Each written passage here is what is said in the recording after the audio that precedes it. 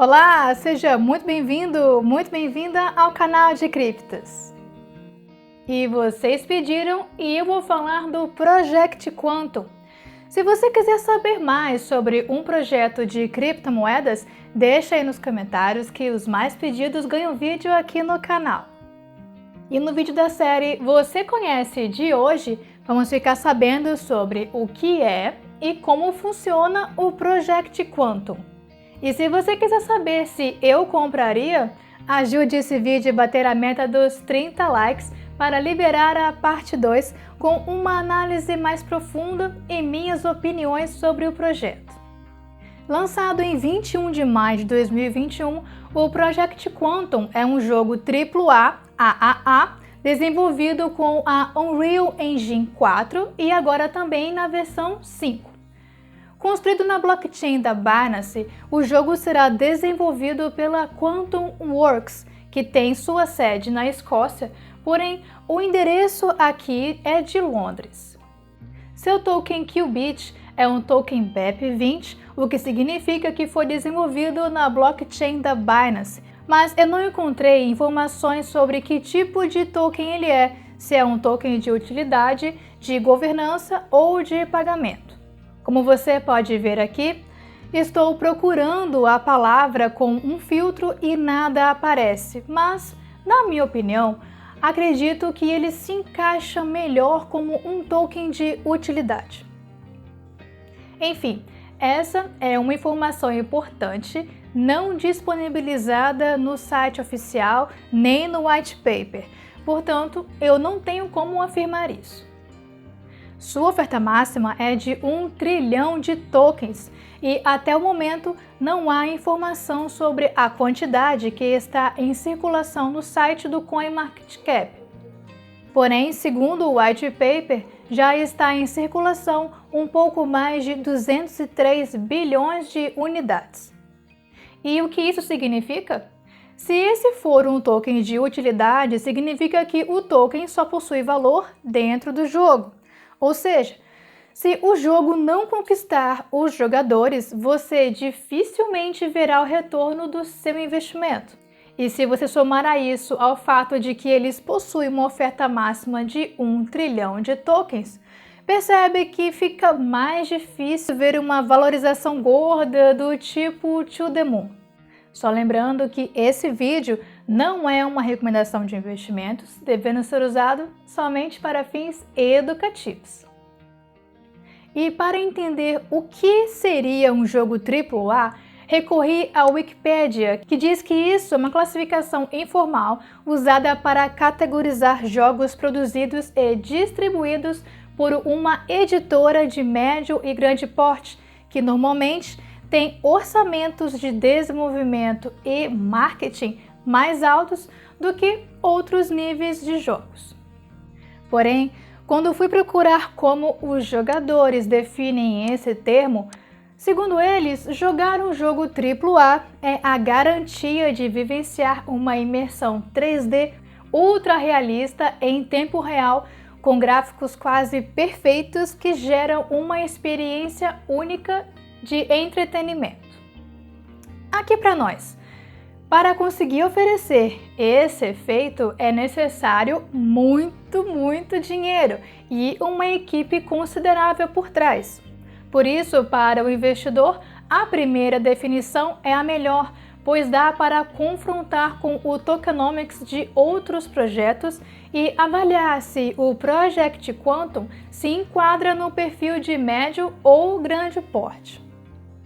Até porque, se eles não transmitirem essa impressão, você pode começar a questionar a capacidade da Quantum de entregar o jogo pronto em 2024. E isso vale para qualquer projeto. Sempre procure saber o significado desses termos para avaliar a propensão do projeto em entregar o que promete. Mas esse tipo de análise vai ficar para a parte 2. Aqui vamos saber o que é e como ele funciona. E quando vamos para o white paper, ficamos sabendo que a missão do Project Quantum é combinar jogos AAA e criptomoedas, implantando um ecossistema controlado predominantemente pelos usuários, que lhes permite transacionar nos dois sentidos por meio de nosso token, oferecendo aos jogadores, designers e criadores de conteúdo a oportunidade de ganhar dinheiro enquanto mergulham em um IP único. Agora, falando sobre o jogo em si, o Project Quantum pretende lançar um jogo de tiro com combate intenso em primeira pessoa free-to-play, grátis para jogar, que incentiva jogadores a explorar mapas de mundo aberto, como em uma caça ao tesouro, com a possibilidade de personalização de personagens, em busca de artefatos valiosos que podem ser vendidos no mercado livre de Jericó. A ideia é que os jogadores possam cooperar uns com os outros ou lutar entre si para reivindicar todos os despojos para si mesmos ou dividir entre a equipe, a depender da situação. E de onde tirei isso? Daqui. Eu falei caça ao tesouro porque, apesar de ser um jogo de tiro, para que ele seja categorizado como free-to-play e play-to-earn, ou seja, além de ser gratuito para jogar, você pode ganhar dinheiro enquanto joga, os jogadores precisam matar os oponentes e saquear seus bens, mas também ficar de olho para não ser morto e roubado enquanto coletam artefatos e pistas pelo mapa.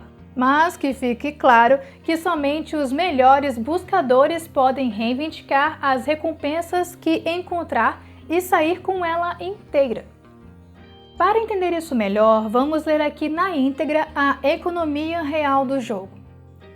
Qualquer candidato talentoso que se encontre com mais equipamentos do que precisa pode vender seu saque extra no mercado livre de Jericó, em troca de Qubits.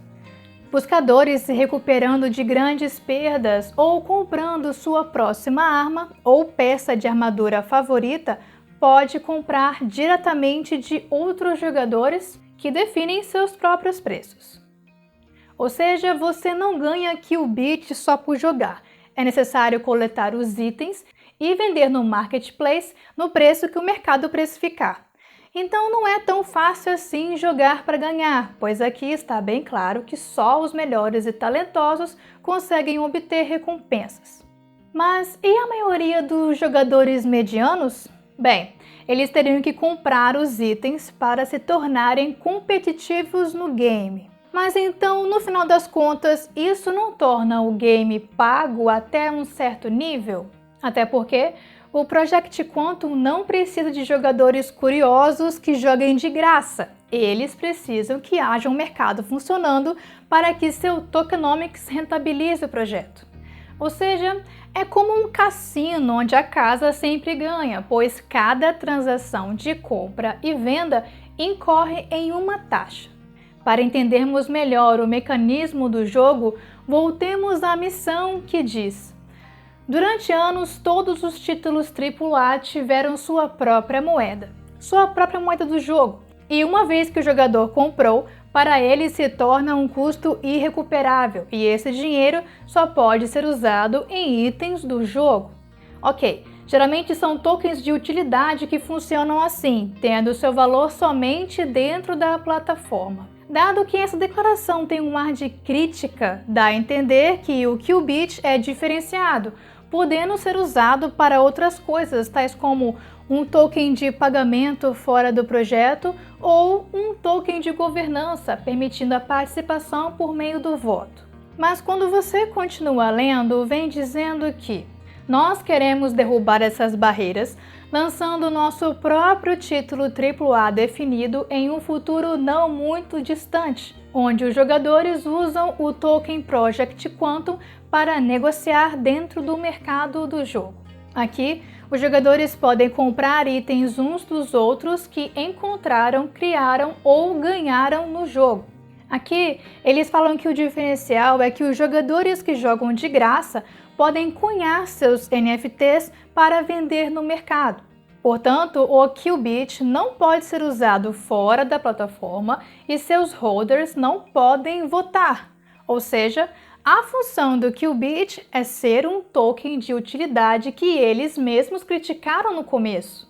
Na minha visão, apesar de eles terem a intenção de proporcionar um ambiente que permita que os jogadores criem seus próprios NFTs gratuitamente para vender no mercado, isso não muda o fato de que, uma vez que o jogador comprou o token, para ele se torna um custo irrecuperável. E esse dinheiro só pode ser usado em itens do jogo. É por isso que a falta da definição do token faz diferença. Sem isso, a função do Qubit fica indefinida e eu particularmente não gosto de projetos que necessitam dessa ginástica mental para que o investidor possa entender onde está colocando seu dinheiro. Dito isso, agora vamos falar sobre como ele funciona. O Project Quantum reúne o IP exclusivo do estúdio com o Unreal 5 e com isso os jogadores podem explorar o mundo aberto, testar suas habilidades em batalhas intensas e personalizar seus personagens à vontade. Para o universo dos games, desenvolver um jogo com o Unreal Engine é um diferencial, porque permite que desenvolvedores e criadores de jogos em todos os setores construam um conteúdo e experiência 3D em tempo real de última geração com maior liberdade, fidelidade e flexibilidade do que nunca, de acordo com o site oficial da Unreal Engine. Agora, falando de parcerias, em minhas pesquisas encontrei essa matéria que destaca que o Project Quantum fez uma parceria com a Dragon's Lake para desenvolver o jogo em si, como também se uniu com a One Pixel Brush para trabalhar em todas as suas artes conceituais. Ou seja, eles estão terceirizando o serviço. Para avaliar se isso é comum no setor, eu fui atrás de saber como os concorrentes se posicionam. Ao verificar as informações disponíveis tanto do Illuvium, que é construído na blockchain da Ethereum, quanto do Star Atlas, que é construído na Solana, em ambos não encontrei terceirização de seu core business. Mas me corrijam se eu estiver errada.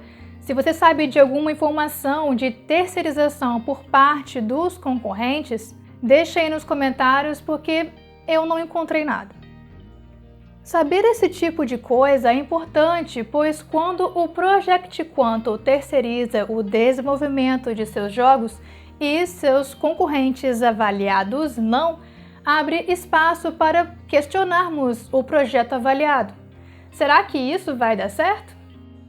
Ao compararmos a quantidade de informação disponibilizada nos 3 white papers, na minha opinião, o Project Quantum ficou muito atrás em termos de transparência. E isso é uma crítica construtiva. Se alguém da equipe estiver vendo esse vídeo, pode reformular o documento, deixando ele mais competitivo. Da mesma forma que na análise fundamentalista de ações, nós comparamos a concorrência para saber se o ativo analisado tem potencial, também devemos fazer o mesmo quando nos deparamos com um novo projeto de criptomoedas, para avaliar como ele irá se posicionar no mercado e tentar inferir se ele tem potencial de se manter a longo prazo ou não.